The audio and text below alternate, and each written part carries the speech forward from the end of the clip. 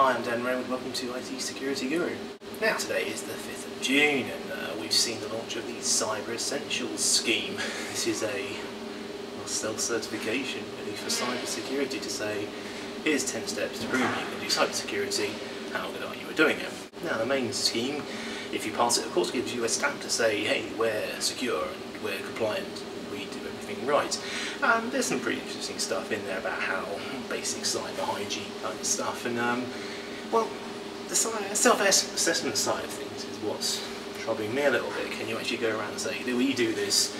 We've ticked all these boxes. Is that what compliance is all about? Tick box? We've been talking about that some time actually, and surely compliance, okay, doesn't equal security, but if you can show a level of compliance, is that good enough for your customers to say, we meet these standards?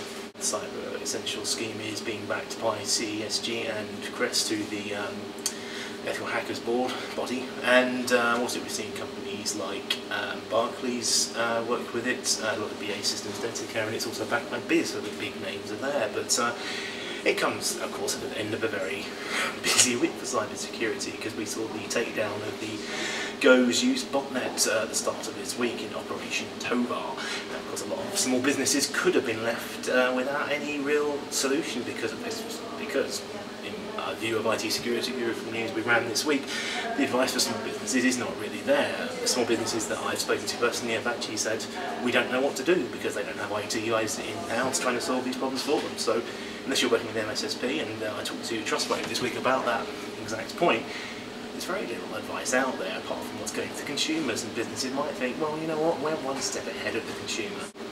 So are small businesses left out on this takedown? Oh well, yes, I think they're actually a little bit facing a bit of a challenge, to be honest with you, and at the same time now they're being told you've got to audit yourself and verify yourself, and you've got to go to a person who will then verify that to say, yes, you are secure, here's your stamp. What happens if that company then gets hacked? Do they get that stamp taken away? Is it kind of got a red cross through it or something like that? I don't know. It's a very tricky situation. And while government taking an interest in cyber security, and this is obviously part of the cyber security strategy of about 2.5 years, or picking up to 3 years now, there's a few unanswered questions today. So, great work, government, and obviously not the end of the government's work on cyber security this week, because they also announced a possible amendment to the Computer Misuse Act, which will see hackers get stronger sentences.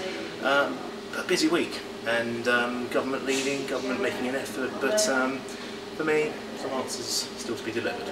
So for IT Security Guru, I'm Dan Raywood.